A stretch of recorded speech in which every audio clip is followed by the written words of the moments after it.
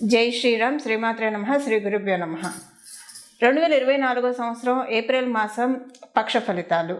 April 1వ తారీఖు నుంచి ఏప్రిల్ 15వ తారీఖు వరకు ఈ పక్షం మొత్తం ద్వాదశ రాశులకి ఏ విధంగా ఉండబోతుంది, ద్వాదశ రాశుల వాడికి ఈ పక్షంలో ఏ శుభ ఫలితాలు రాబోతున్నాయి. ఈ పక్షంలోనే 9వ తారీఖు నుంచి మనం ఉగాదిలోకి అడుగు పెట్టబోతున్నాము. కొత్త సంవత్సరంలోకి, క్రోధినామ సంవత్సరంలోకి అడుగు పెట్టబోతూ ఉన్నాము. క్రోధినామ సంవత్సర ఫలితాలు ముందుగా మనం చెప్పుకున్నాం ఆల్రెడీ మన ఛానల్లో. ఆ వీడియోలని క్రోధినామ సంవత్సరానికి సంబంధించిన ఫలితాలన్నీ మన ఛానల్లో అప్లోడ్ చేసి ఉన్నాము.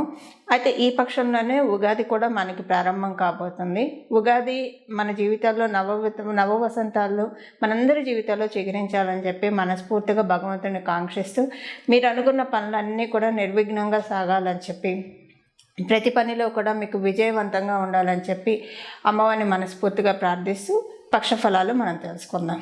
పక్షఫలాలు తెలుసుకోవడానికి ముందుగా ఈ పక్షంలో గోచర గ్రహస్థితుల గురించి ఒకసారి చూద్దాం. గురు భగవానుడు మేషరాశిలో సంచారం జరుగుతుంది. బుధుడు కూడా గురు భగవానుడితో కూడి మేషరాశిలో సంచారం చేస్తున్నారు. ఏప్రిల్ 2వ తారీఖు నుంచి బుధ భగవానుడు వక్రగతిలోకి వెళ్తున్నాడు. వక్రగతిలోకి వెళ్ళిన బుధ భగవానుడు ఈ పక్షం మొత్తం కూడా, అంటే ఏప్రిల్ 15వ తారీఖు వరకు కూడా ఆయన వక్రగతిలోనే ఉండడం గమనార్హము. కేతు భగవానుడు కన్యారాశిలో సంచారం చేస్తున్నారు. కుజ శుక్రుల యొక్క కలయిక కుంభరాశిలో జరుగుతూ ఉంది. అలాగే మీనరాశిలో, ఆఖరిదైన మీనరాశిలో రవి రాహు శుక్రుల కలయిక జరుగుతూ ఉంది.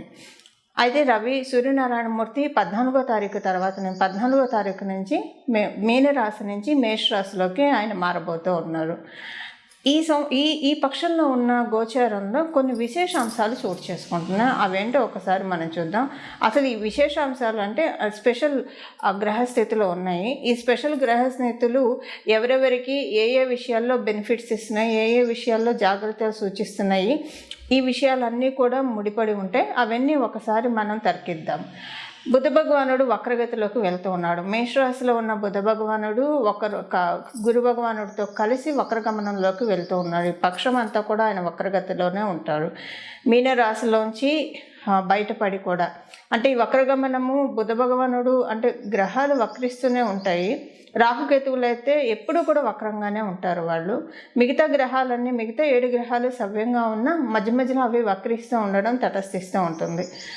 బుధ భగవానుడు మధ్య మధ్యలో వక్రించడం, తటస్థించిన మేషరాశిలో ఆయన వక్రగమనం మరియు తులారాశిలో ఆయన వక్రగమనం ఒక స్పెషల్ సిగ్నిఫికెన్స్ ఉంటుంది. దానికి కారణం ఏంటంటే, మేషరాశిలోంచి ఆయన వక్రగమనంలో ఉండి ఆయన వెనక్కి వెళ్ళేది మీనరాశిలోకి. అలాగే తులారాశిలో ఆయన వక్రగమనం వస్తే కనుక కన్యారాశిలోకి ఆయన వెళ్తారు. మీనరాశిలో ఆయన వెళ్ళడం, తులారాశి నుంచి కన్యారాశిలోకి ఆయన వెళ్తారు. అయితే ఈ 2 రాశుల్లో వక్రిస్తే ఎందుకు స్పెషల్ ఎందుకు విశేషం అంటే, మీనరాశి ఆయనకి నీచస్థానం, అలాగే కన్యారాశి ఆయనకి ఉచ్చస్థానము. ఈ 2 రాశుల్లోకి ఆయన వెళ్తున్నారంటే డెఫినెట్గా ఏదో ఒక సిగ్నిఫికెన్స్ ఉంటుంది. ఎందుకు వెళ్తున్నారు అన్నదానికి అనే విషయానికి ఒక సిగ్నిఫికెన్స్ ఉంటుంది.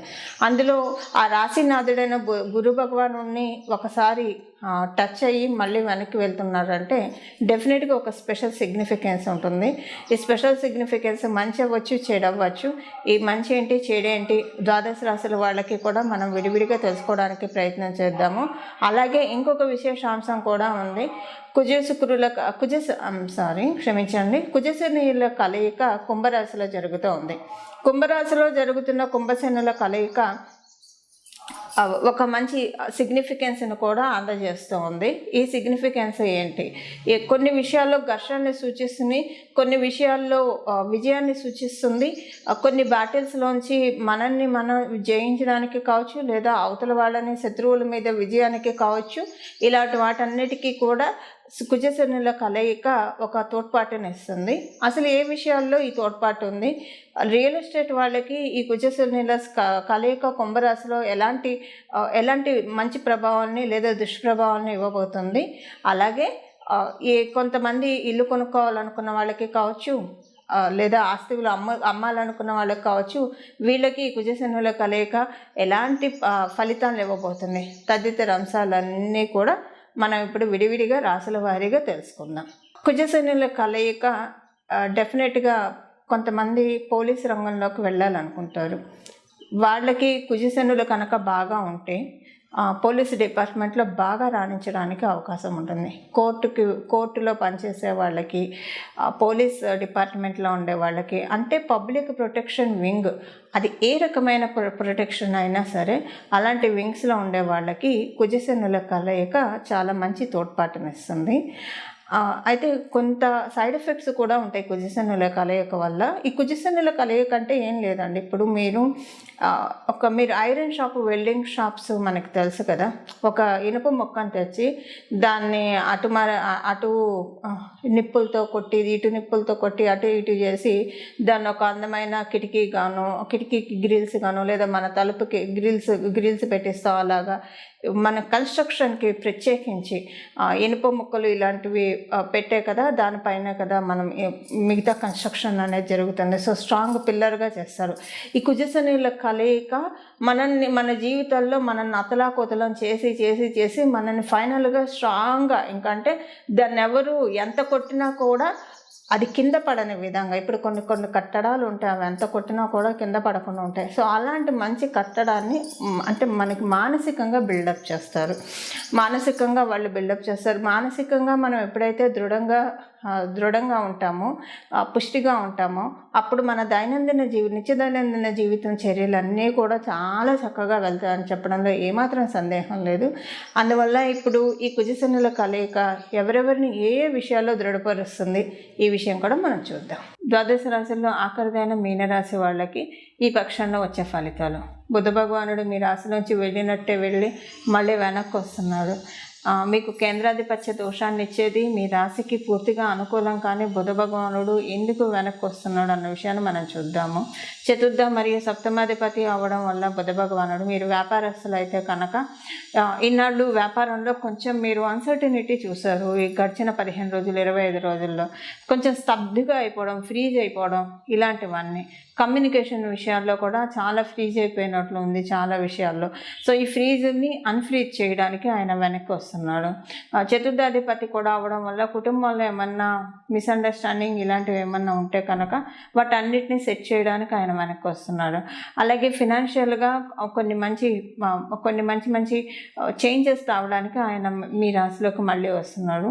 ఈ ఫినాన్షియల్గా చేంజెస్ మీ కుటుంబంలో జరుగుతుంది. మీరు ఒకవేళ వర్కింగ్ కాకపోతే కనుక మీ కుటుంబంలోని వాళ్ళందరికీ, మీ కుటుంబంలో వర్కింగ్ అయిన వాళ్ళకి ఈ ఫినాన్షియల్ చేంజెస్ విషయం వర్తిస్తుంది. ప్రత్యేకించి చతుర్థాధిపతి కూడా కావడం వల్ల మీ మదర్ కనుక వర్కింగ్ అయితే, తను ఉద్యోగం వ్యాపారం చేస్తూ ఉంటే వాటిల్లో ధనార్జన, లాభము మరియు అందరితోటి మంచి రిలేషను ఇలాంటివన్నీ ఉండడానికి చాలా చక్కటి అవకాశం ఉంటుంది. స్కిన్ ఎలర్జీస్ రావడానికి లేదా డస్ట్ ఎలర్జీస్ రావడానికి స్వల్పంగా ఛాన్సెస్ ఉంది. ఈ విషయంలో కొంచెం మీరు జాగ్రత్తగా ఉండాలి. స్కిన్ ఎలర్జీస్ ఇలాంటివి వచ్చినప్పుడు దానికి తగ్గ మెడికేషన్ తీసుకుంటే కనుక మంచిది. కుజశనిలో కలయిక మీకైతే మంచిది. ఎందుకంటే మీకు నవమాధిపతి అవుతూ ద్వితీయ నవమాధిపతి అవుతూ కుజ భగవానుడు మీకు వ్యయ స్థానంలో సంచారము, అలాగే వ్యయాధిపతి అయిన శనీశ్వరుడు కూడా వ్యయ స్థానంలో సంచారము. దీనివల్ల ఏంటంటే మీకు ఏదైతే దురదృష్టమో అది ఖర్చు అయిపోతుంది, మీ అదృష్టం మీతోటే ఉంటుందని చెప్పి అర్థం. అంటే ఇప్పుడు వ్యయంలో ఉన్న గ్రహం ఏదైనా సరే ఖర్చు చేయిస్తుంది. అది శారీరక శ్రమ అవ్వచ్చు, డబ్బులు అవ్వచ్చు, మానసికంగా డౌన్ అయిపోవడం కావచ్చు, మానసిక బలం కావచ్చు, ఏదైనా ఖర్చు చేస్తుంది. అయితే నవమాధిపతి వ్యయాధిపతితో కూడి వ్యయ స్థానంలో సంచారం ఏంటంటే మీకు దురదృష్టం ఖర్చు అయిపోతుంది, దురదృష్టాన్ని నష్టపోతారు. అలాగే మీకు చికాకుల్ని, టెన్షన్స్ ఏమన్నా ఉంటే అవి వాటిని నష్టపోతారు.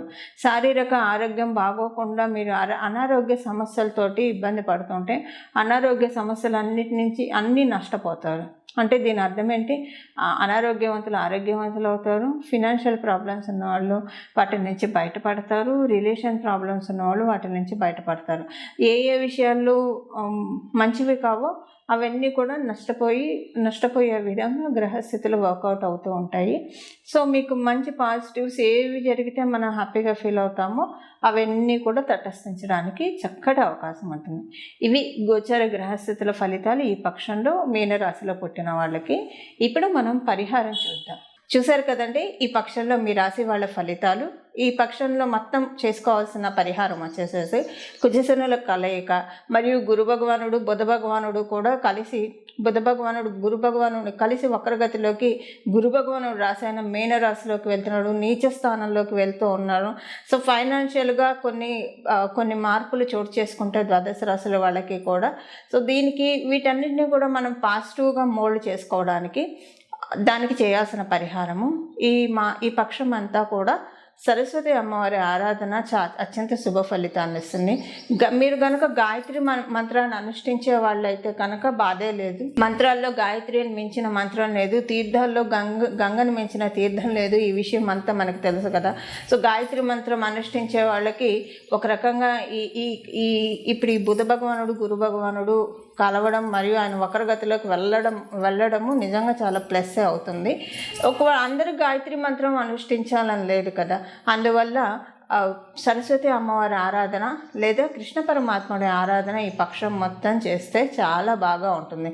ప్రత్యేకించి కృష్ణ పరమాత్ముడిని ఈ నామంతో కృష్ణం వందే జగద్గురుం, కృష్ణం వందే జగద్గురుం, కృష్ణం వందే జగద్గురుం ఈ నామం మనసులో నిర్విరామంగా మనసులో అనుకుంటూ ఉంటే కనుక ఈ పక్షం కురుక్షేత్ర సంగ్రామంలో ఎలాగైతే అర్జునుడిని అసలు మహాభారత సంగ్రామం మొత్తం పాండవులకి వెన్నుదండుగా ఉండి ఎలాగైతే పాండవులకి విజయాన్ని ఆయన ధర్మానికి విజయాన్ని ఎలా చేకూర్చారో మన జీవితమనే ఈ సంగ్రామంలో మనకి విజయ కేతనాన్ని ఎగురవేయడానికి కృష్ణ పరమాత్ముడు మనకి అంత అండగా అంత బాసటగా నిలుస్తారు. దానికి ఈ పక్షంలో ఉన్న గ్రహస్థితులు కూడా కుజశనుల కలయిక కంటే వారు కూడా తటస్థిస్తుంది. యుద్ధానికి కూడా అది దారితీస్తుంది. ఫైర్ యాక్సిడెంట్స్, యుద్ధం, ఇలా రకరకాలుగా మనం చెప్పుకుంటూ వెళ్తే రకరకాలుగా ఉంటుంది. సో ఈ జీవితం అనే కురుక్షేత్రంలో మనల్ని విన్ చేయడానికి ఇప్పుడు ఈ నామం చదువుకుంటే కనుక చాలా బాగా ఉంటుంది. అది అంతర్గత శత్రువులతో కావచ్చు, బాహ్యంగా ఉన్న శత్రువులతో కావచ్చు, లేదా మనమే ఇనిషియేషన్ తీసుకోకుండా కరేజీగా మనం ఒక పనిని ముందుకు తీసుకెళ్ళలేకపోతే అంటే దాంట్లో అయినా సరే విజయం రావడానికి అత్యద్భుతంగా ఈ నామాలు పనిచేస్తాయి. మంగళం. నమో భగవతే వాసుదేవాయ.